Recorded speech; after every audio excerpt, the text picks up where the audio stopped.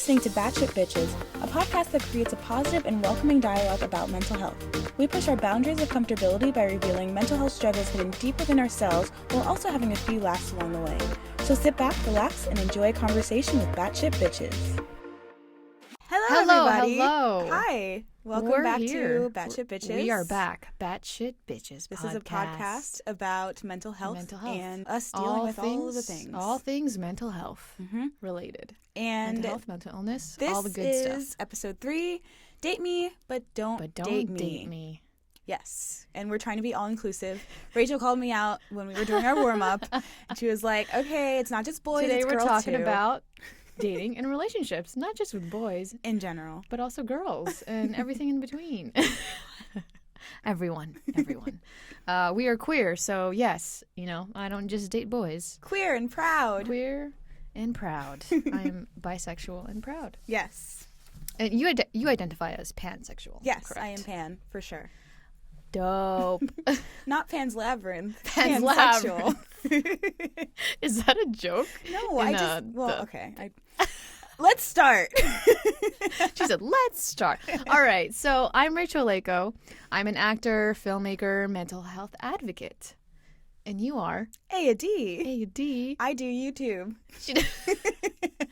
YouTube extraordinaire. Yes, I generally teach people about, all things occult and witchy, but I'm also into metaphysics and learning how everything kind of coincides, different philosophies and things like that, and how people kind of generally come to the same conclusion, even if they're very miles and miles spiritual, cosmic stuff. Yeah, you should check out her things. My YouTube. things. My thingy things. You should check out both of our things. Pop Follow up us of on things. Lower thirds here for a film. Hashtag Batsht Btches. Hashtag Batsht Btches. All right, so into dating, we are going to explore the intersections of mental health and relationships and how, they affect each other. This is going to be a doozy. Yeah, this is going to be a very, very interesting one. A little nervous, but let's get into it. What is your definition of a healthy relationship? Healthy relationship. Oh, first and foremost, I want to talk about disclaimers. Yes. We are not experts at any of this stuff, especially relationships. We are not professional. No. We are, God, no. I might give some advice on what I think might be good in a healthy relationship. We are not mental health experts, nor are we relationship experts, okay? We're just going to share some of our experiences, and that's all. So maybe you can resonate or maybe, learn a thing or two from what we've learned from our relationships. Yeah. We'll see. Yeah. Okay. Hopefully. We hope so. Wait, okay, but you want to start with me again? I don't know. I just like to. In general, I love asking questions. So she's so nosy. I like to know things. I'm a very curious gal. So I just ask questions in general. It's just very natural for me. So it's not like I'm trying to get you to go first. But I did ask the question first. But you are. Okay. So. It's okay. It's fine. I'll just get it over. You're going to have to beat me to it next time. Rapid fire. Rapid fire questions. Okay, so my idea of a healthy relationship is 2 people or 3 or 4, however many people you want to be in your relationship. I'm not going to shame anybody. We ain't judging. I think thruples are freaking awesome. But people that are in a relationship I could never do a thruple, though. I mean, it depends. Oh, man. It's got to be a balance for sure, somehow. I thought about it. Okay. But healthy relationships are 2 people or people in general that can balance each other out and can show how much they love each other without even really saying it, but also expressing it when they feel it in the moment. Not being afraid to express themselves, not being afraid to say what the hell is going on in their heads, and being open and honest. It's all about communication to me. 100%. I try so hard to be as communicative as possible about how I feel. Sometimes that totally blows up in my face because I'm apparently I'm super opinionated. And people you are a Taurus. So. Oh my God, why do you have to be so honest about everything? Why do you have to tell Our me Taurus how you is feel? known for being opinionated. Because I feel I don't know too many Tauruses. Possible. It's more of the stubborn nature. Yeah, it's more because of the fact that like you're a bull. Yeah. So then there's I'm that always like butting heads with people. Yeah. That sort of thing. So I think that is one of my biggest issues in relationships. Like, I can see how that it's a good thing and a bad thing. yeah, you know? exactly. Like a lot of people don't want to know what's wrong with them. So like they fight that. Right. But when you try to help someone or try to get people to understand why they're like what they're doing and how they're treating you and how it affects you, sometimes they really don't want to hear it. And when you start telling them that stuff, like, this is what you can do to help the situation, they're like, no, I don't need to do anything because I'm just going to stick with what I do. It's like, I don't know, this is a totally different topic, but like guys and sex, like whenever, like, not always, obviously. Some guys are like super open to like learning, but like whenever like an experienced guy and like you're with an experienced guy or girl or whatever, and you're like, hey, you actually might not really know what you're doing, even though you think you do. Or you say something nice like, hey, do you mind if I show you how I like it? Well, that's just like their ego getting ego. in the way. It's a lot of ego. Yeah. A lot of people just do not want to hear the truth. Right. And when I care about people, I just tell them what's up because, like, fuck, you know. So then you need for you specifically. Like, then you think you need what kind of partner do you think you need? I need someone that can handle my crazy. I need someone that can handle this batshit bitch. You hear that, fellas and gals? I mean, yeah, like. I have the good aspects, and then I have those bad. But, like, everyone has that, like, you know? And you definitely need someone that can see both sides and care enough to be there for you in any sense of the word, of course. You know? Yeah. For me, like, the two biggest foundations for a relationship, like a healthy relationship, is, of course, communication and trust. Like, those two things. I forgot about trust. That's true. But it's kind of hard. I used to trust very easily, and now I don't, not anymore. Yeah, you have to, like, you know, you have to be careful after all sometimes. After all the experiences I've had. So, but I think it is like the strongest foundation you can have for a healthy relationship is that open communication and being able to trust that person. Exactly. Because there is no way you can be in a healthy relationship if you don't trust that works so interesting. The thing about me is that I've never experienced a healthy relationship in my life. Interesting. Whether it's like me in a relationship or even like growing up seeing it with my family. So I've witnessed a healthy relationship at a distance, like with you know, you're not actually in that like other friends, see. Or seen it on a healthy relationship. I don't really see healthy relationships on television and media. Yeah, like rarely. It's always tumultuous. But I know what it looks like. I can understand what that is, a healthy relationship can be, but I've never experienced that for myself. And, you know, we'll get into all that a little bit later. So much fun! But, you know, that I think that resulted, especially growing up, seeing my my parents have a very, very, like, emotionally abusive and toxic relationship that resulted in me not being able to have my own healthy relationship because I didn't know what that was. I didn't know what that looked like. So all I knew of a relationship was just one that was tumultuous and really toxic. But yeah, I don't know. For me, what I hope for in my future relationships and what I expect is. That's an interesting thought. What do I expect? For me, well, I obviously I hope to have communication and trust as that foundation, but also on top of it is like building on top of that foundation are these I think what's really important is respect for the other person as well. Oh my God, respect is huge. Respect and honesty and empathy, you know, because when you are communicating, like you need to be able to first of all like just be open, empathize with them, and I think a lot of love also comes from respect. Like if you don't respect the person you're with, forget about it. Yeah, what's the point? Forget about it. It's gonna be toxic. So, yeah. For me too, I want to be able to feel like at home, of course, and like just safe with that person, whoever that partner may be in the future. And intimacy is obviously like a huge thing. Yeah. For me as well. Intimacy and in physically, emotionally, and spiritually. Emotional intimacy, it's so important. Yeah. Feeling comfortable enough It's to more share everything more about than yourself just with someone. physically intimate. I feel like being emotionally intimate is even more impactful. more vulnerable, and like it means more to me than obviously physical intimacy is great and it's fun. Physical's fun, but you can totally like bang a friend that you don't give a shit about, or like some rando, like okay, it's great when you're in a relationship and you really love the person and you're like feeling all these things, but when you can like have a conversation with someone and just feel that love, that's so much more important. So much more important. Wait, what about you? Like, what do you expect or hope for in a relationship? All of the above. All of the above of what you said or what I said? What we said, both actually, said. I completely agree with you. It's all about the respect, the emotional, and yes, physical intimacy, but it's all about that person really, truly caring about what the fuck you're talking about, and just like kind of having a relationship, but like relating to that person in so many different ways, but also that balance of like, this person is very different from you, but you guys can, somehow balance each other out. You can learn from that person can learn from you. I'm all about learning so much more about the world and about people, about different cultures.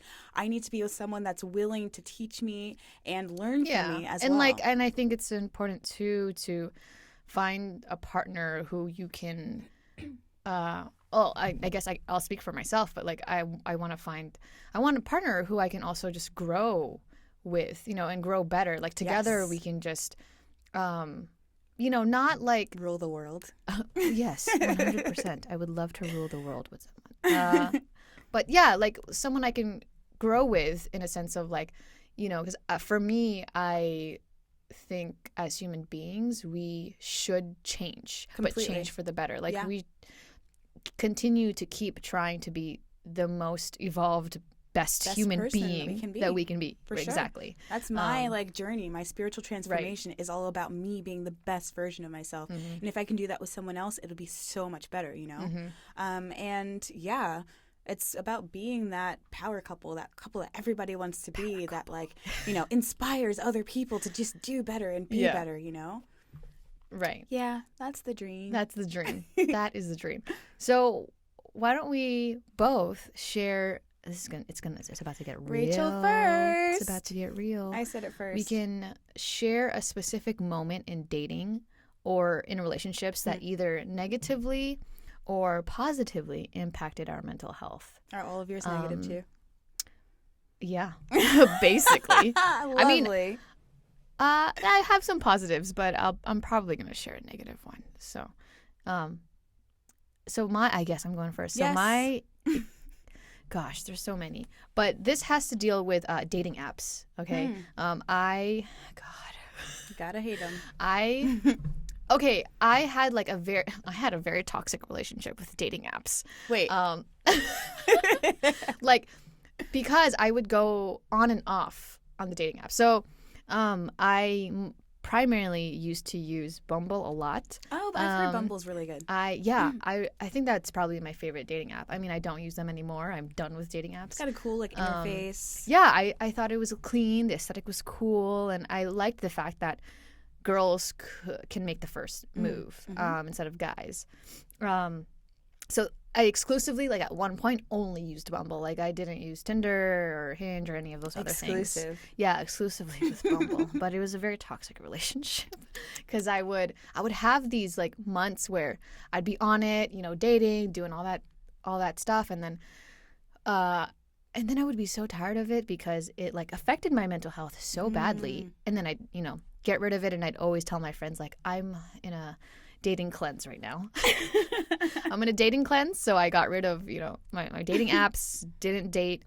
But then, of course, you get lonely, and then you want to do it again. So then I'd get back. Right. Then I'd get back on the dating app, and it was a cycle. It happened multiple times in a year. What would you say about it, negatively affected you, though?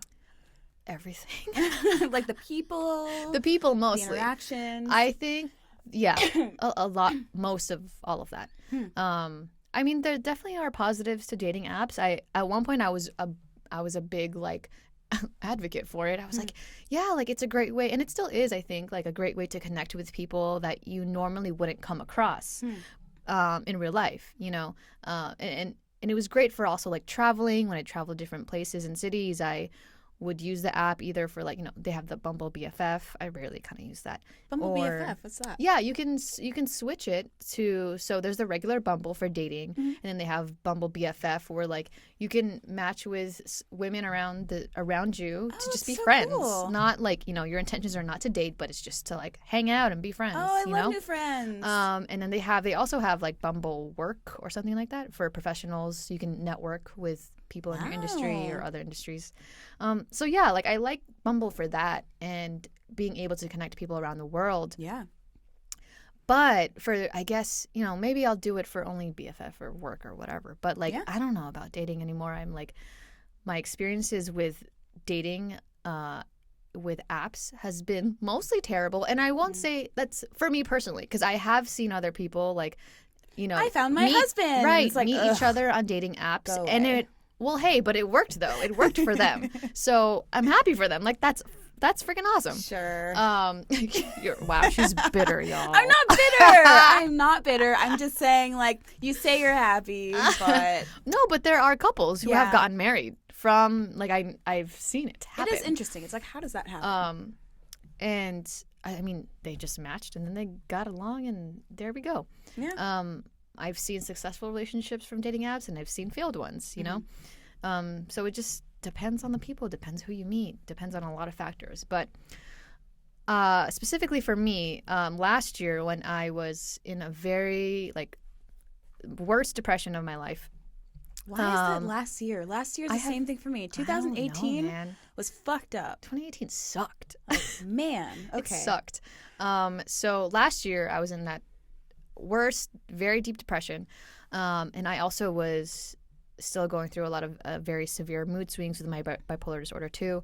I was taking medication. I was just like, it was rough. It was just a rough year. Yeah. But during that time, of course, I also was trying to date, which I shouldn't have because I was not emotionally, mentally stable at all. You try to balance yourself out, but you're just like not right. ready. Well, I was, you know, you have a lot of feelings, and you're also feeling like lonely, especially when you're depressed. Yeah. I wanted a physical intimacy as well, and I that's part of how I cope. Like, it's a bad coping mechanism. Well, I mean, yeah. like, bad. I say, like, hit it and quit it if you're like... hit it and quit it. Because you don't want to, like, deal with the emotions, especially when you're under a deep depression like right. that. Yeah. No way.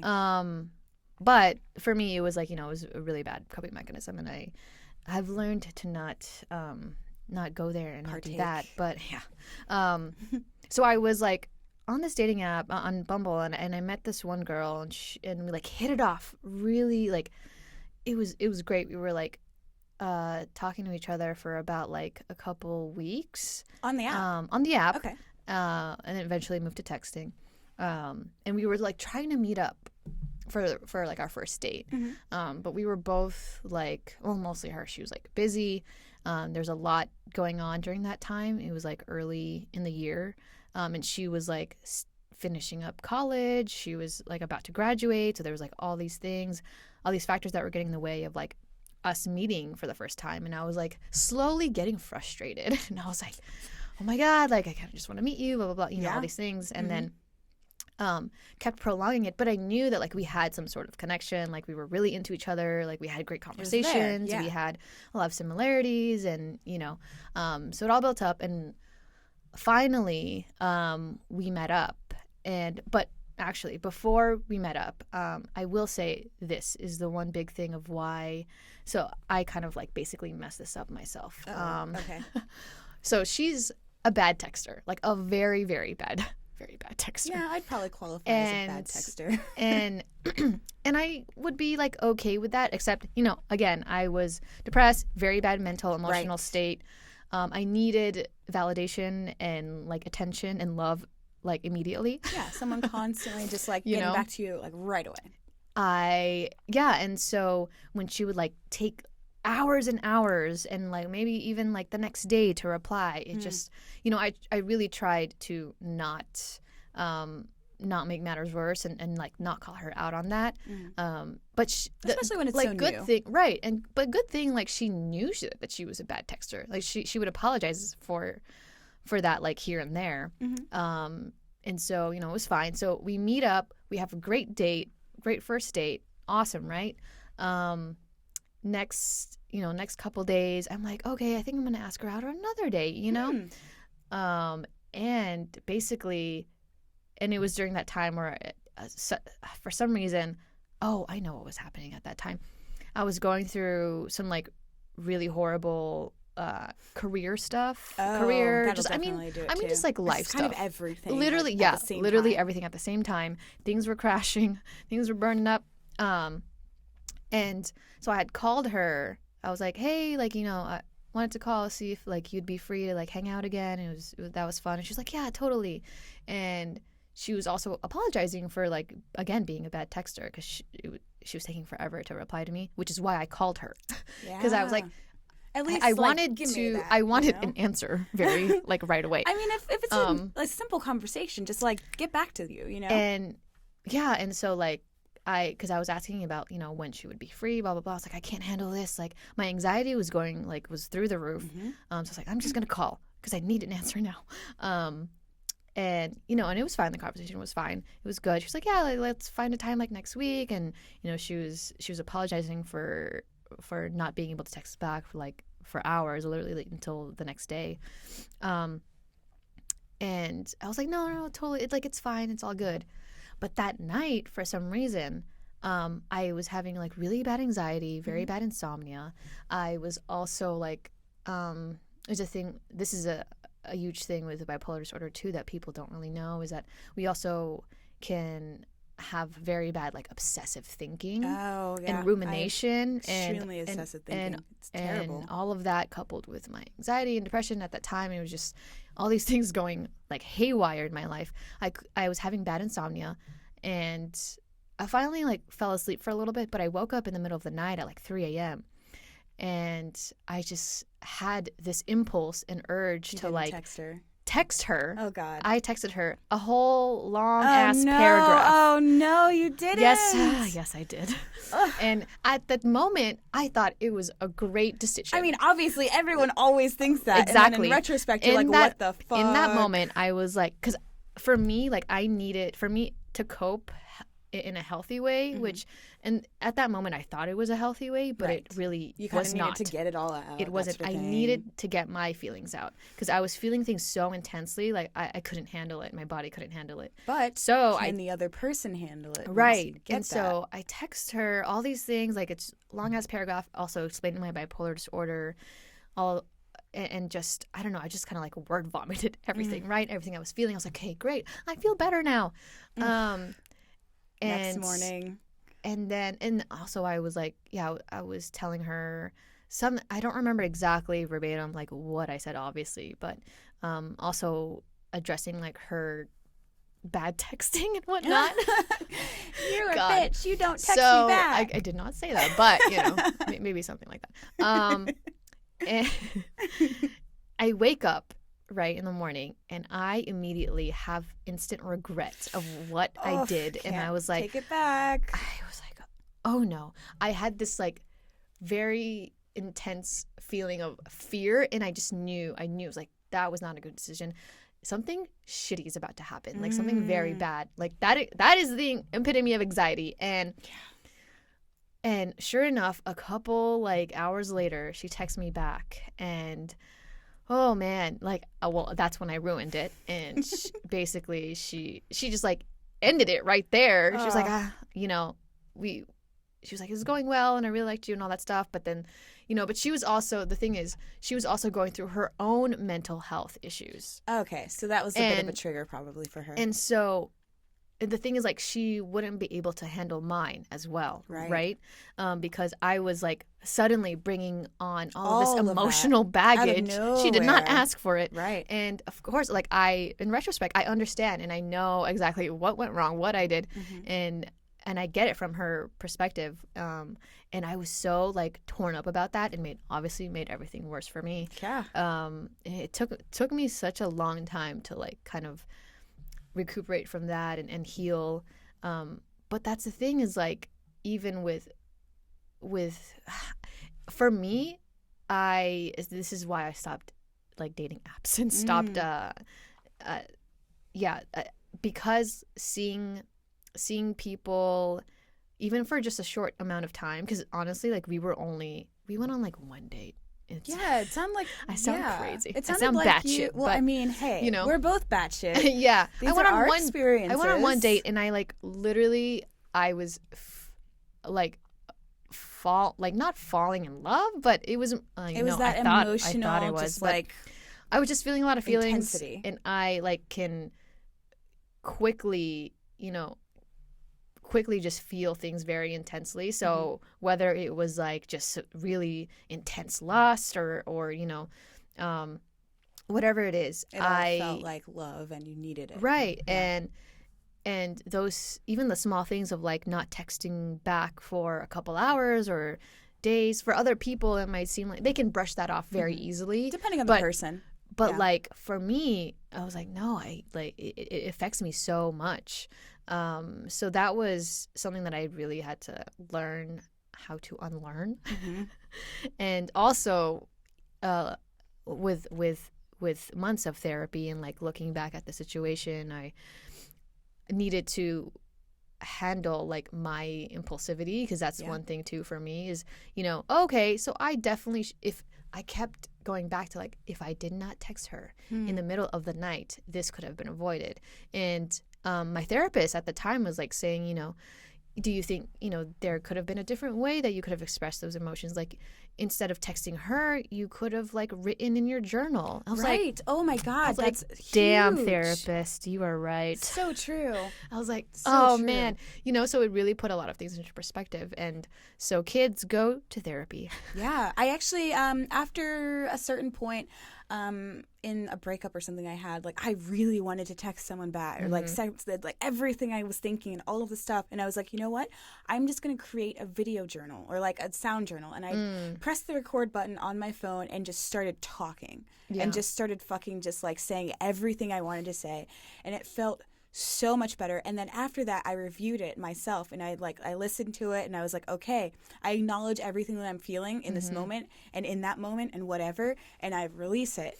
And it felt so much fucking better because I wasn't texting that person that I was like madly in love with and wanted to fucking just like destroy with my words or like just like love forever. And I was just like, it was great. So then, the moment when like, maybe like he like checked up on me and like texted me back, like I was okay because I was like, oh, good, I didn't blow up on him or whatever, and it felt so much better. Yeah, sometimes we really need that release to let go of all of our like thoughts and feelings, and journaling is a great way to do that.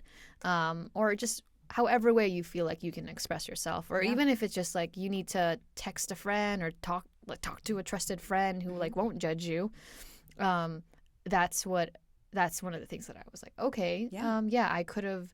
It's just damage control, But like again, like talking with friends and stuff like that, it's like you can talk to your friends, but also don't push it too much. Don't obsess. Right. Don't talk to your friends every single day that can about also it. That can also affect them. That can affect their relationship with you as well, because it's like, oh God, that person's going to come up to me again and talk about the same thing. Like, you don't want to be that person. Like, we've all been that person. Oh yeah, I've been that person many times, and then I realized I was like, I'm probably annoying my friends about this. I need to stop this completely. Your friends also need space. Yeah. Everyone needs to, release and let go and release and let go, and just know when, there's a limit. There's a limit, and just know when that is. Yeah. How about you? Do you have a specific moment? Oh my God. You can't. What? You can't stall. As you were like you thought I forgot. I know. I was like, next question. As you were saying your story, it brought up a story that my friend and I we usually. Yeah, my close friend in New York, we usually refer to this as the terrarium story. Terrarium story. Yeah, every so often he'll make fun of me about it, but it does bring up a lot of my key issues in relationships. So I had a bunch of other ones, and then I deleted this one in my notes. But then now that you have that story, I'm like, okay, maybe I should go, the terrarium story. All right, let's hear the terrarium story. I'm ready for this. So I was dating this guy, and actually I met him on OkCupid. Okay. OkCupid's actually a pretty decent one. I've never used OkCupid. It's kind of like, Tinder's like the bottom of the barrel, like, Is just OkCupid? That's up. not a queer. No, it's all around. Okay. It's all around. But, like, you can obviously be like, oh, yeah, I date everyone, Yeah. that sort of thing, and it's fine. But, like, yeah, Tinder's like the bottom of the barrel. Like, that's just for folks. And then OkCupid is like, okay, I'm like, I'm like moving on up a little bit and, like, trying to maybe get a relationship. Although I've had those, like, down to fuck, like, messages before. Anyways, okay. Yes. So, tell the story. Terrarium. So I met this guy, and he was, like, really nice. Super attractive, all this stuff, and we were going on numerous dates, and he was dating someone else as well off the app, but like that was fine, like whatever, like we weren't in a relationship or anything. We were both like dating other people but enjoying each other. He said he liked me more, but like he's still like whatever. Yeah. And we were dating, and it was all going great. There was this one point though, because he was very afraid of commitment, and I was like, yeah, whatever, like I don't really care that much, like whatever, but at the end of the day, you do care. Yeah. So there was like a moment in his life that was like a pinnacle moment where like terrified him about commitment and kids and like all of this stuff, and I was like, okay, like that's your shit, like whatever, we talked about it and it's fine. But there was a moment when something went wrong, and I don't know what it was, but there was like some sort of rejection on his end, whether it was like he didn't text me back or something, or he didn't call me, or like he said something that just like triggered me. And so I thought, fuck that motherfucker. And I was like, okay, so the next date that we had, he was like super excited for it, whatever. And I'm like looking damn good. I'm like, yeah, I look sexy as fuck. Like I'm in my best dress. I'm in my high and low. Went on the date. Like, okay. Oh yeah. So I go to his house, and I'm like, hey, what's up? He's like, hey, you ready to go? I'm like, actually, I have plans with some friends. I just wanted to see you for like, an hour or something before I go. And he was like, oh, okay. That's weird. And I was just like, I think we're better off just like, parting ways, whatever. And it was really fucked up the way I did it, because obviously it was like out of nowhere. I like showed up, like he was ready for the date and like whatever. And like, so I leave and go to this like comedy club with like some person I met from work or something, some stupid thing. I didn't even like whatever. And, I'm thinking about him, and I'm like, shit, like, maybe I shouldn't have done that. Maybe, like, that was a bad idea. Like, he was actually a pretty nice person, aside from, like, that one thing that bothered me then that one time. But that was really stupid. Like, maybe I shouldn't have. So the next couple days or whatever, like, I release, like, whatever. I let myself think. And so I hit him up, and I'm like, hey, like, can we talk for a second? He's like, yeah, fine, whatever. And so I talked to him on his stoop. And I was like, I think maybe, like, that was, like, kind of a fucked up thing to do. Like, maybe I shouldn't have done that. And I think I still want to date you. And it's kind of a common theme, and not necessarily in my relationships, maybe in my relationships, but dating in general. I go back and forth and back and forth. I always want something a little bit more. And then when I have it, I feel, like, super suffocated. So I, like, dip away from that. And then when I feel like, I want less, I kind of, I don't know, it's just this weird thing. So I was getting like a lot of feelings for him, but I just like pulled away. And then I was like, you know what? No. And then, yes.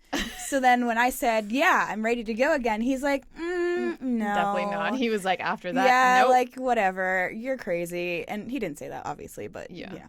But yeah, so then I'm like hurt by this. I'm like, well, you don't want to fucking be with me? Like, what the hell is this? Like, what the fuck? So,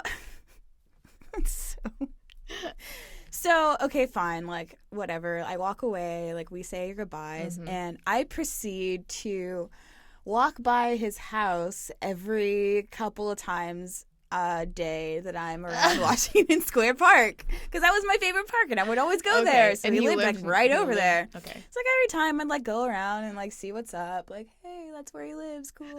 That's great. I'm not stalking because I'm not like going in or anything, but like I'm just Not like not Joe from You status, yeah, right? exactly. Not like that. Not quite. Okay. Not quite. So I go around, whatever. This is like weeks, of me just like, fuck, man, I fucked up. But like, I always used to walk around there, so it was kind of normal for me. Like, I always, but like every so often, like when I walk down his block, I would like stop for a second, reminisce, and go by. Right. Okay. So then it's like Christmas time, like everybody's celebrating, whatever. It's December. It's beautiful outside. They're like, people with their families and shit. And I am, buying presents for no one.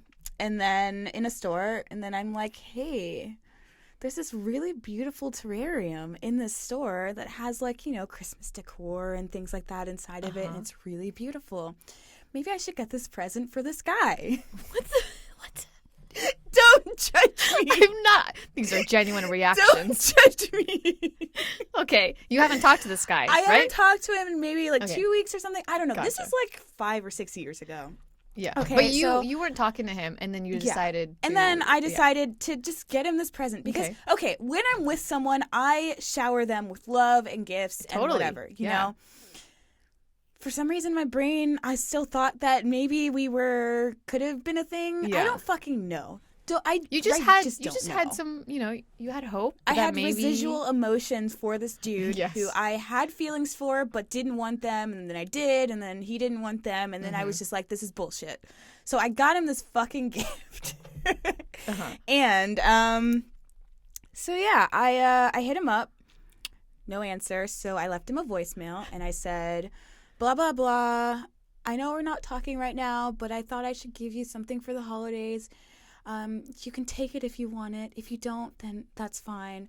And so, like, I rang his doorbell because I was like, okay, he might be home, whatever. And he wasn't. But someone was walking out of the building. Oh, gosh. You so went inside. I went inside. And I stood outside of his door. And I was like, should I put this down here? Like, should I just put this at his door? And like, what? Should I? I don't know.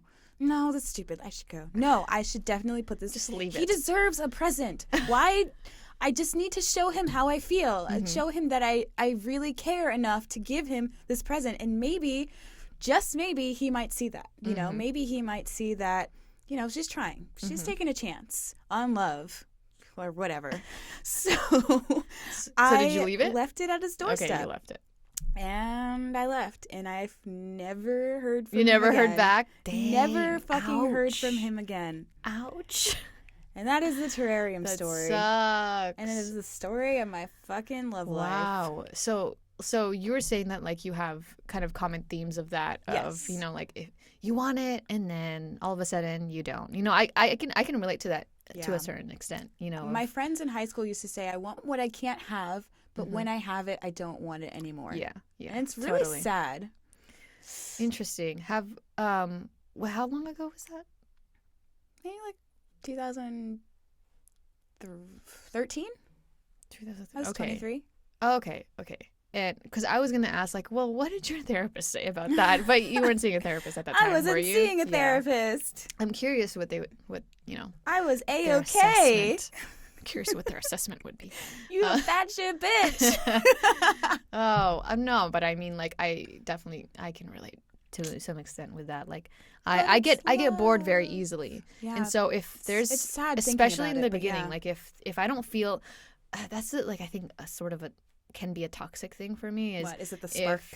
If no is whatever emotion it is, like I need to feel a very intense emotion for someone, for you. And if I don't, then it's like if it's neutral or if it's nothing, like I won't even like give that person a chance, which is really sad. It is sad. It is. And I'm on the same boat. And I get will so bored. I will easily get bored and then move on, even though that person might be a good, a good dude or good gal. Good match in general. Yeah.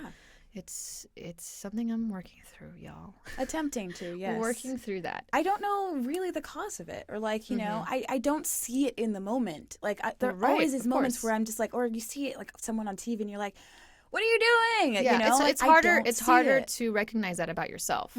But when you see it in other people, it immediately you're like, that's stop right yeah, now. Yeah. Completely. So when was your last relationship? My last relationship ended in the summer of 2018. Okay, last year. Last year. Yeah. All right. I was seemed like such a long time ago. Yeah, it does. How long did it last? It was a year and a half, and it was the best relationship I've ever had. Wow. The most mature and healthy relationship Wow. I've ever had. That's nice. But that doesn't mean that I was always my best self in course. that relationship. Mm-hmm. So, yeah, there are a lot of things I did that I regretted in that relationship. Mm-hmm. I mean, the way I ended it was the classic, way I generally do things. Mm-hmm. I either get, I don't want to say I was bored, but like I wanted something more. Yeah. Grass is always greener effect. Right. Like I wanted to live in LA. I wanted to experience the nice, beautiful earth that, a new environment or something, new people. Like I had everything I wanted in that moment. And then once I got that, I was like, okay, let's do something new, And it didn't necessarily involve my ex, Sometimes that happens. Sometimes you grow and you realize I want something different. Yeah. But I wish that I had kind of dealt with it in a different way. Like, we talked about it, and I'd wanted to move to LA for so long, and I was like, we had a conversation, a very mature conversation, and we were like, this is what I want, and this is what you can offer, because I know you need to stay here, and we will spend the next 3 or 4 months together in our relationship doing our thing until I move. And we both agreed that we would spend as much time as possible before I left. And that was one of the most mature ways I've ever broken up with someone. But following that, I lived in LA, and we basically were still in a relationship, just not in a relationship. Gotcha. When I moved here, we broke up. But we were talking every single day. It wasn't like completely, Exactly. Okay. We were having these codependent things, right. like we needed to speak. Like I needed to tell him everything that was happening all the time because like I wanted to. He was my best friend at the time. Like I really wanted to be able to share everything. He knew all of my shit, like everything that we've discussed so far and everything that we will be discussing in the next episodes. Like he knew every dark thing that I've done, I've regretted, I've experienced everything, and he still accepted me for who I was completely, regardless of anything I did in the past or anything I did to him. Like he just loved every part of me. And I've never experienced that with anyone ever in my life. Do you guys still talk now? Currently, we aren't talking. Okay. And it happened because we had a really big falling out in late 2018 when he started dating someone else, which is terrible on my part because I don't know if I would say I was jealous. I was just really hurt and angry. And, of course, like, oh my God, like who is this other person involved? Wait, you guys, how long were you guys together again? We were together for a year and a half, and then we had broken up for 3 months by that time. But I'm like, how the fuck do you move on in 3 months? Like, that's crazy. But I can't really say anything because one of the reasons why I left is because I was in love with someone else. So I had this thing where, like, I loved him so much. I loved my ex-boyfriend. Would you say like you loved him in a different way? Just than in a different the way. Other person that I loved him, like, but I wasn't in love with him. Yeah. I didn't feel that like soul connection that I had with this other person. So I just want to like kind of tie this in with where do you think did this relationship like affect your mental health and how? This either my relationship with him. Your last, with him. It's hard to say. There were moments that it negatively affected my mental health, but is there something that like when you came out of that relationship, something that you learned? I didn't learn anything. Wow, that sucks. The only thing I learned was that I was capable of being loved. Okay. Oh, but that's good though. No, it was great. But in terms of like life lessons and things like that, I didn't really learn anything. Like there was a big age difference, 7 years apart. Oh, wow. I was always the teacher, like, explaining things and helping. Like, he did certain things. He was good at certain things, but like not necessarily. Would you say that was so? You would say that was like one of your most healthy relationships? Yeah, it was definitely my most healthy relationship, but I think it was mostly on his part because he could handle those moments when I would, I would have my episodes and things like that. Like he could handle them. He would find a way to like deal with it better than anyone else I've ever been with. Because most people, the problem with You gotta find that me person. in relationships is that most people only see me on a surface and what I show people until I start to care about them, and then they see the real me, and it's like, oh, you're very different from what I thought you were. And I get that a lot, actually, because it's like people aren't aware of me and like the way I become when I'm like I feel like there. we turn into some type of different person when we're in a certain relationship. Yeah. You know, we obviously we can kind of show the worst parts of ourselves to someone, which is like scary, but in a way, like I think in a healthy, strong relationship, you get through that together. That says a lot. But I don't know, because I haven't been in a healthy relationship, so. Yeah, I mean, it really just depends too. Like sometimes you get into a relationship and you're not that close to the person, so you don't really share that like part of yourself, and then you do in like other relationships, and then it becomes that, can that person really accept you for who you truly are? And if they do, then should you be with them? You know, should you be with them just because they accept you for who you are, or should you be with them because you actually really love them and care about them too? That's the question. And that was my dilemma. Like, you know, I loved him to death, but like I just wanted more. Like, and I don't know why that wasn't enough for me specifically. But like, you know, personality wise and things like that, there were things that like could have been different or could have been better or whatever on his part. So maybe I will be looking forward to that in my future if I do get that chance again. Yeah. But yeah, I was saying that I really didn't have anything to say, or I shouldn't have had anything to say about this girl that he was seeing, because I was seeing someone else that I was in love with, and I was telling him all about it like a crazy person. You know, I was, you know, confiding in him about this other person that I was seeing that I was actually in love with, and I was just like, in retrospect, obviously, it's like, how is that ever fucking okay? This person that cared about you, treated you so well, you're basically telling them that, like, they don't matter. Yeah, and them having to hear you talk about someone else. That's yeah, and like intimate moments and things like that. And I'm just like smiling, and I'm like, oh my god, like I had a great time. And he's just like, yeah, that's great. So how? Like, So I'm how? your friend. So I how did care that about relationship you. end though? That like post breakup, kind of long distance, but still talking to each other. Is that still going on? Like, are you guys still communicating? Which one? The most recent guy, the one that you're talking about. Okay, so there's my ex-boyfriend, and then there's the person I dated after my ex-boyfriend. Right, but you're saying that when you left your ex-boyfriend, you're still talking to him about a dude that you're in love with. Yes. Yeah. So how is that relationship with your ex-boyfriend? Like, is it still happening? Like, are you still communicating? Are you still talking to him about this person, the other guy that you're in love with? A year later, no. Oh, okay. Sadly, so it was all kind of at the same time that everything like ended with a lot of people. December 2018. So was, my like, thing is, I endings. think we should kind of like wrap. But just to give the audience a little bit of, you know, how that relationship maybe, in a way, like whether you think that affected him, or how he's affected you. And how you are with that now. Like, how did you find some kind of resolution, some kind of, you know, peace with that, or like, you know? Yeah, I mean, eventually I accepted. I don't know. Eventually, I forgave myself for being so insensitive.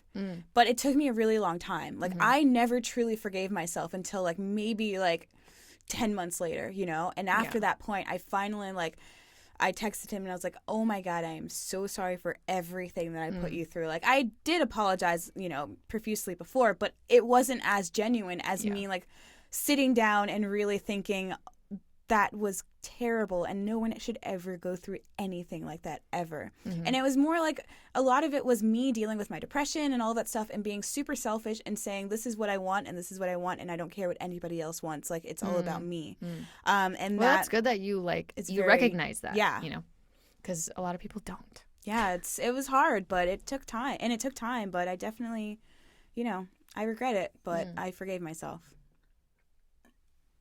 I think that's like, yeah, that's probably one of the most important things is after a relationship, you know, you have to assess everything, learn from it, hopefully, and be open to to growing from that. Yeah. Yeah. Wow. Thanks for sharing that tidbit. Whatever. Wow. That's intense. Yeah, my life is it's a lot. It's That's a an lot. intense relationship there. So I want to know, like, for you, Rachel, what's the difference between you being single and like you being in a relationship? Are there any key like kind of moods that you usually have, or anything like that? Like now versus like relationships? Because you said you've never had like a stable or healthy All my relationship, relationships right? have been very toxic. So what are you like in a relationship? Not good. What am I like in a Yeah. relationship?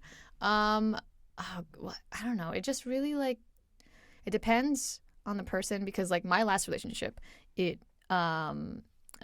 because of it was both of our parts where we were just feeding into the toxicity of everything. And I know for sure now that because I've worked on myself so much in my mental health, that I'm a bit more stable and I know what not to do in a relationship.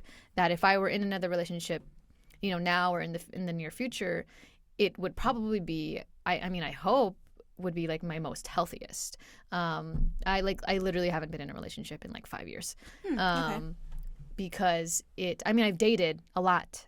But I also kind of have high standards. Yeah, I have very, very high standards. But it's when not good. I will say that when I'm single, I am the most healthy, and I feel the most like I guess successful and like thriving, and I am just in the best mental, emotional, physical state I can be. But the thing is, like, I want to be able to also do that when I'm in a relationship. Yes, definitely. But and that's why I aim for that in a future relationship and with a future partner. But I can't really say like, oh, that's definitely how it's going to be, because it's hard to say when I haven't experienced it yet. Right. Yeah.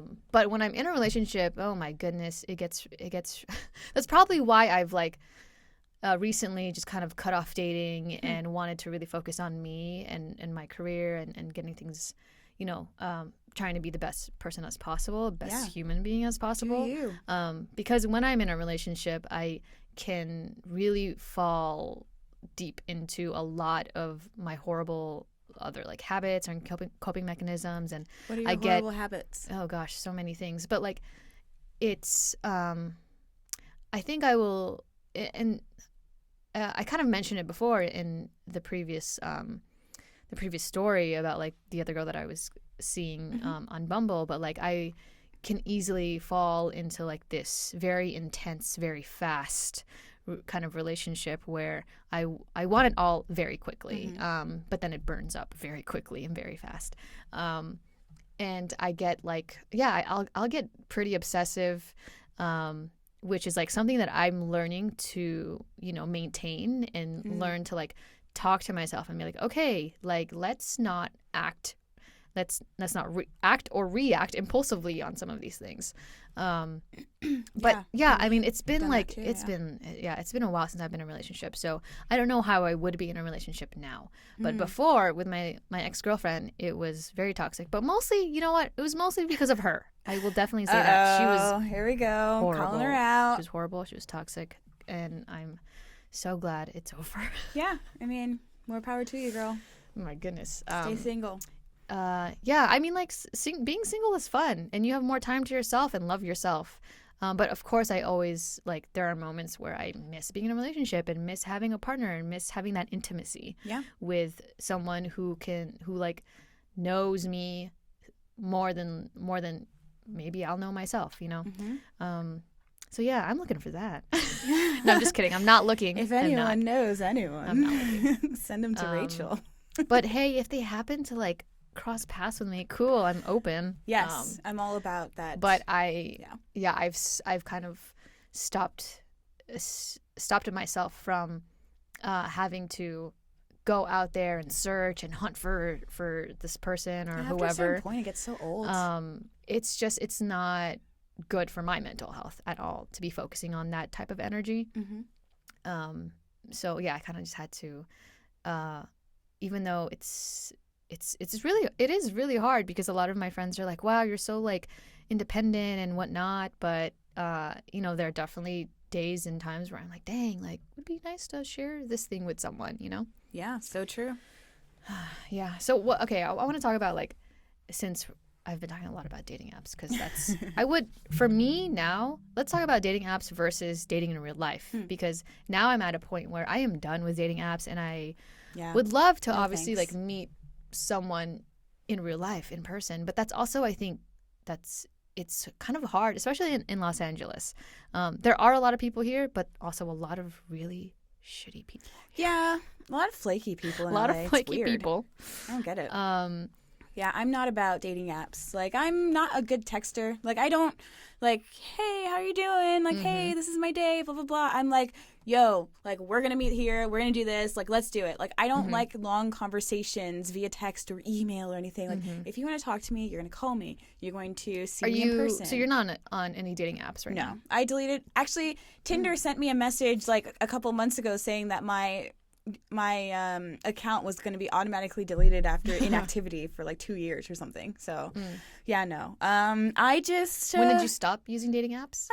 I mean, I tried Bumble like earlier this year in like February or something in 2019, but yeah, I was like, yeah, this is cool, this is really interesting looking, but I know this person's going to be dating like 3 or 4 people. I know I'm going to have to like message this person back and forth, and then if it doesn't, you know, it is a lot of work. Yeah, dating it's just apps like are a lot of work. Why am I messaging this person and then like all of a sudden, oh yeah, the conversation falls off and then I'm on to the next person. It's just like, ugh, it's so desperate. I mean, obviously, like for anyone else, like it might be easier, but for me, it just felt like I was just trying a little too hard to like get myself like to get a message and hit like whatever. Some people may have a way easier time. I'm just not very good at it. I think like dating apps are more for, I mean, again, like it can be a healthy thing. Like you can find someone and have a healthy relationship, but also dating apps are kind of this instant validation for us. Right, you know, exactly. It's like social media in general. It's like the same exact thing. I'm an organic girl. Get me those, you know, organic apples. Oh my God. Expensive. I know, I'm allergic to apples. Don't get me that. Oh my God. You are? What? Yeah. It sucks. Don't, yeah, I'm all about talking in person, getting those moments where like I'm laughing, you're laughing, and enjoying each other, our body language, seeing each other. I'm still trying to figure out why, like, because even when I was on dating apps, I obviously would rather prefer, and I feel like this is for most people, would rather prefer to meet someone in real life, you know, which is difficult. I know it's I don't know why it's so difficult though, in a sea of so many people in the city. But it could also be a lot of like just fear of talking to someone else, and I think for me specifically as a queer woman is I have a harder time with not dating women, but like finding. Oh yeah, me too. All of my not friends, finding like, them, but everyone I'm interested in is straight. And then I'm like, oh great, like you're really gorgeous, amazing. Here's and then I have a really hard time because they're not interested in me. Here's the dilemma that I have, and I think a lot of queer women do as well, is, you know, say you're at a bar or say you're hanging out with other people in the community at a park, I don't know, wherever you are. And you're interested in someone, but you don't know if they're queer as well. Right. And so it's really hard. That's why I guess you need a really great wing woman. That's or wing what I'm person. saying, though. Every time I'm like, ooh, you're awesome. I'm like, oh my God, I kind of like her, but then I don't know. See, I don't have a problem making moves, but I just need to know if that person is also like single and open. Like you don't have to wear queer. A patch, just like, you know, like show some sign. Just give me it's something, hard, you know? because you know what, and I get it because people think that I'm straight. People think I'm straight too. Yeah. And I'm like, ew. I just, come on. I don't know. I'm like, why? Is that why I'm single? I don't know, but I don't know. I'm going off of what you were saying earlier about like being single, and I feel like in order to get a good relationship, a good solid like foundation in your mind with someone else, like you're clicking and everything, you should be okay with being single, being alone, definitely, not having to. And it's really fucking hard. Like, I'm not saying it's easy. Like, I'm finally at that point where I'm like, okay, and that's when you freaking meet someone. And I see people saying that shit all the time, and I'm like, ugh, shut the fuck up, like whatever. I'm like super depressed and super single, but it's so fucking true. Once you're one with yourself. Just so important. It's important to be with yourself first before you're with someone else. Know yourself. Be comfortable with yourself. Because it's like you can't really expect someone to know you when you don't even know you. Exactly. Come on now. Exactly. But yeah, I think it's important to just have that period where you're alone. single, you're and happy. Yeah, I mean, with working what on you're you, doing. working on yourself. Yeah. Finding those things, like finding those avenues. If you're a writer, an artist, because it's like when you're in a relationship, how are you gonna be able to express to to your partner what you want and what you need and what you like if you don't even know? Exactly. But yeah, being single is crucial. So I think you should do that before you start dating someone seriously. Yes. And that is advice coming from the Batsht Btches. And I just don't understand like other man, I see friends or other people like just dating someone seriously for like months and then just jumping onto another person so quickly. And I'm like, did you have time to process your other relationship? Like, don't be a serial dater. Be okay with being alone. Like, you don't need to be with someone right away. You don't need to do that. And that, I think, was one of my problems with my ex-boyfriend. It was like, you moved on to someone else like that, like out of nowhere. I had this conversation with him. I was like, you did not give yourself time to not be with someone. And that is so important. Everyone needs to be able to do that. Because how do you know who you are, like you said, if you're not alone? Yeah, maybe we need to get. I would like to hear the other side of this, someone else's perspective, and whoever kind of serial date. I need to probably ask one of my friends. Let's get some serial daters in here. Can we eat some cereal too? Ooh, yummy! Sounds good. No, I'm sure like ASMR crunching does not sound good. Some people like that stuff. Should we play our little game that we have? I think it's time for our segment here. This is a little jar. I just brought up a little jar. What is it called again? Rachel made up this name. Deal breaker or no deal breaker. We have some little phrases and things in this jar. We're going to do a little rapid fire round, read them off, and see if they're a deal breaker or not a deal breaker for ourselves. Okay, let's do it. And how we feel about them. Let's do it. Whoa. Sorry, I'm touching things. Yeah. Ooh, all right. Vibrations. All right, ready? Let's do this. Well, I'm going to let you pick it because you seem like a good picker. Here we go. Picking things. Okay, maybe not. Because I don't want to take the top one. Oh, all right, okay. Here we go. No social media. Is that a deal breaker or a deal breaker? Yes, because you're a serial killer. No social media? I'm neutral about this. No. No, it's definitely not a deal breaker for me. I would like for you to have social media because, I mean, keep up with the times, dude. Yeah, who's your family? Who are your friends? What do they look like? What do they do? It's not a deal breaker for me. Sometimes I can be very old fashioned and I'm like, oh, wow, like you don't. What do you like to look at online? So you read books? Like, what do you do? Nope. I say deal breaker. For me, what? Wow, that's wild. Not a deal breaker for me. I mean, like, not completely a deal breaker. Like, whatever. I might, like, be okay with it if you decide to get a Facebook. At least something. Like, connect with people, person. Like, what is wrong with you? You're, like, off the grid. Like, okay, if you were living in a cabin somewhere with a farm, okay, that's beautiful. I would join you for, like, a second. Hey, maybe they just, like, are not about that, and that's totally cool. Yeah. They have an actual life in real life. Yeah, but then it's like, how do I stalk you? How do I look at your photos from 2014? Oh, my goodness. Like, what the hell? They have, like, physical photos, like an album. You know? Ew. What? I love that stuff. I'm so old-fashioned. 1990. I love old-fashioned. Like, I love looking through, like, my old photo albums, and oh, my God. I like new things. Nostalgic. I mean, that is fun. But that's like, oh, my family photos. That's cute. Yeah, my mom shows my, like, you know, my baby pictures with my butt in the air. I love that stuff. Don't make fun of us. I'm sorry. All right. Okay. Canceling plans.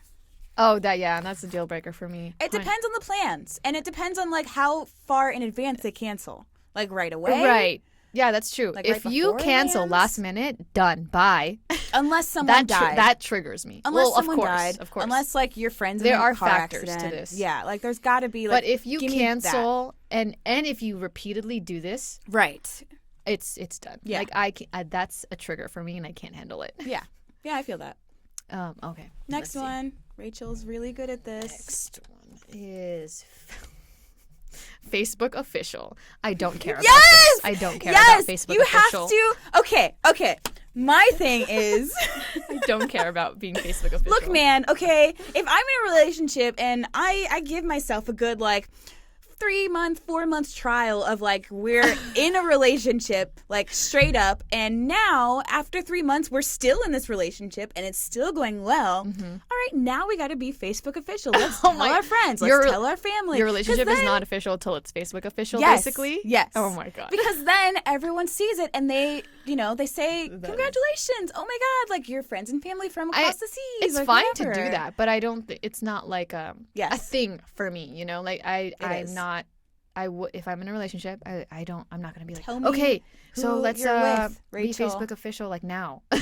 It's not a thing that will even cross my mind. No, obviously you don't say it like right away. Like, oh my God, you're my girlfriend. Oh my God, you're my boyfriend. Let's make it Facebook official.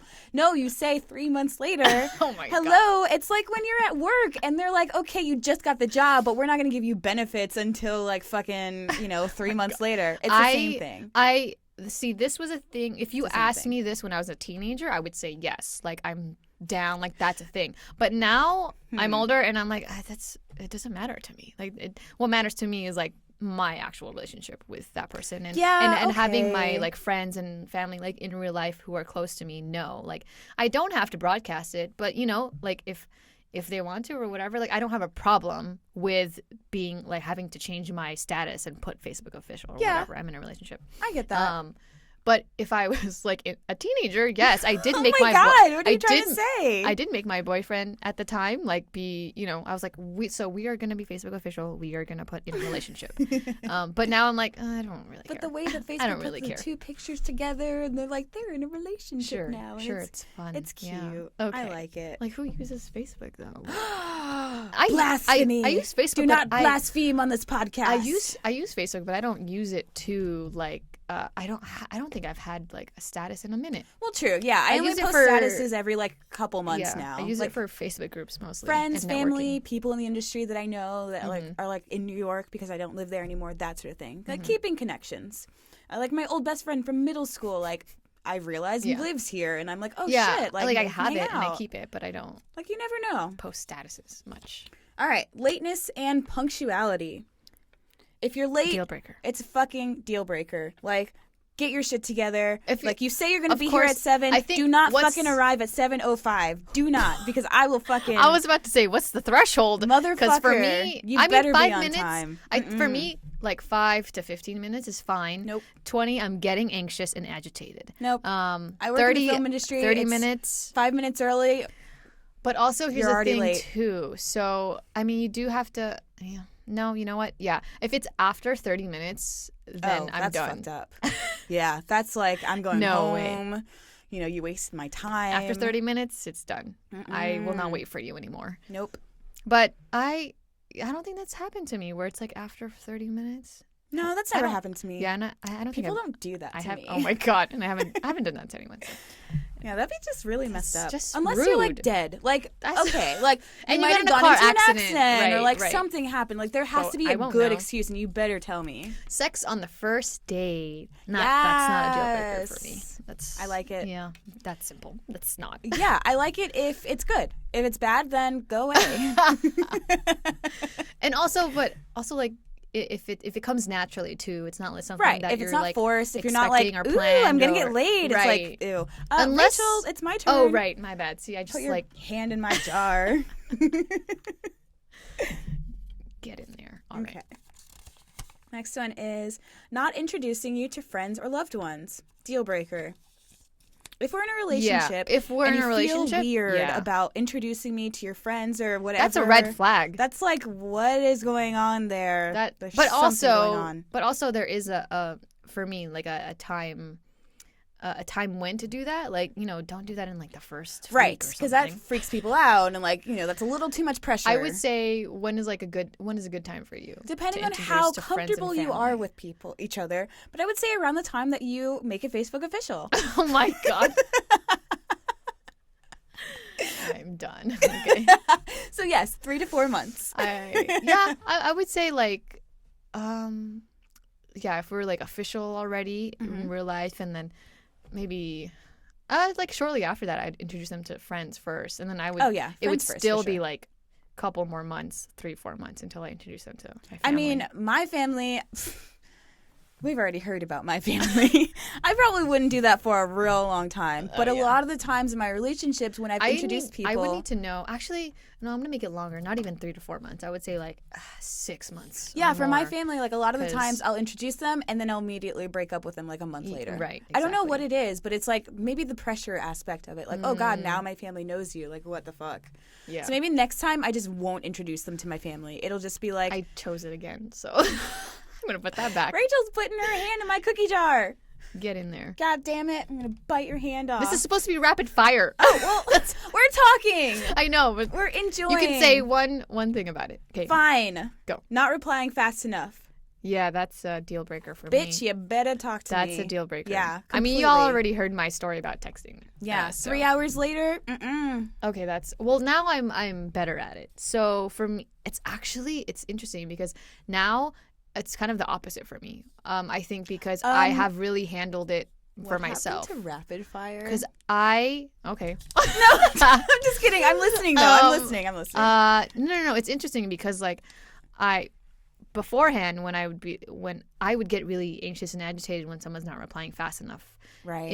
In like if I'm dating them or in a relationship, but now it's not such a big deal for me because I've definitely worked on myself more and realized that it's not as important, to True. like it's they're busy and then now I'm busy. So it's like That's maybe very true. we won't talk until like literally, maybe the next day because we've got things to do and especially in our industry because there are times when people work busy. like 16-hour days Yeah. and they're literally outside and can't touch their phones, like Right. that sort of thing.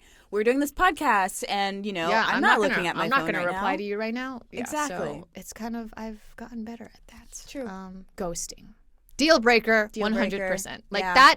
Ooh, there's other stories I can tell about dating. That's just but rough, ghosting, man.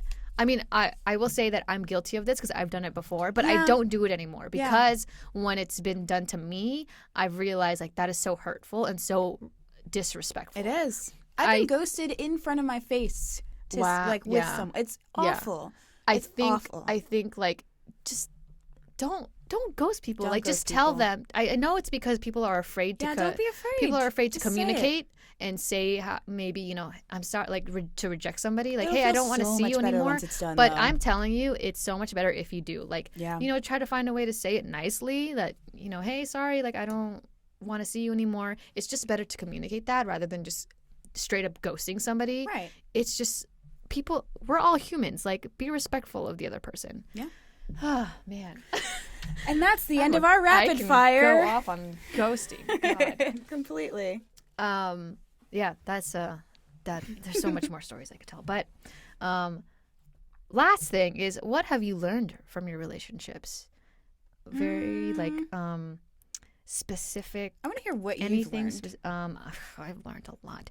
I've learned mostly not like what not to do in relationships, and I've become like I was saying I've become better at like communicating my wants and my needs and knowing how to express that in a healthy way. Okay. Yeah, Because I've done it in a not healthy way, and not impulsively reacting to certain things, and that overall is just kind of like a mental health thing that I've learned, not just in relationships but just in my life in general.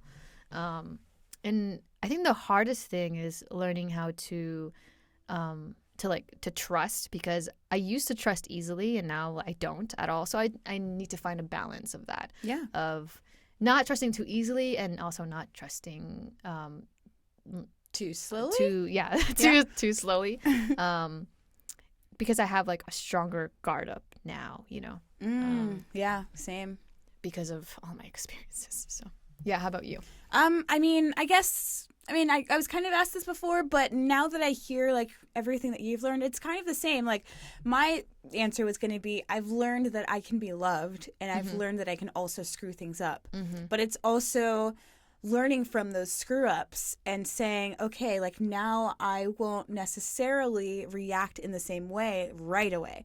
I'll sit down, think about it, take a deep breath, maybe do my like little like voice journal or like, you know, pace myself, like walk around or something. And then I will communicate once I'm ready and once I'm mentally clear of that, and also whatever it was. And also I think like another thing I learned in my past relationships is listen to the red flags and listen to your gut. Like when you experience that there is a red flag, because I saw that early in my relationships and like I just ignored them. But I had like a gut instinct, like this is probably not good and I should stay away. But if it's not good, stay away from it. Yeah, listen to your gut, listen to your instincts about that person.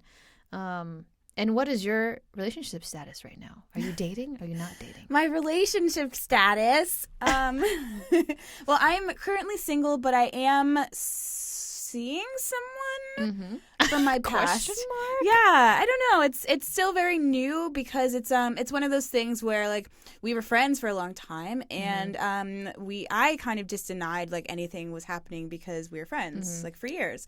And then I realized recently that, you know, we reconnected and it was like, wow, this is the right time, it seems like. But I'm very cautious about it. Like, you know, I've been through so much in like my past and recently and stuff like that. I don't want to screw this up because seems like it could be something real and could be something very good. And we both have our own like challenges, you know.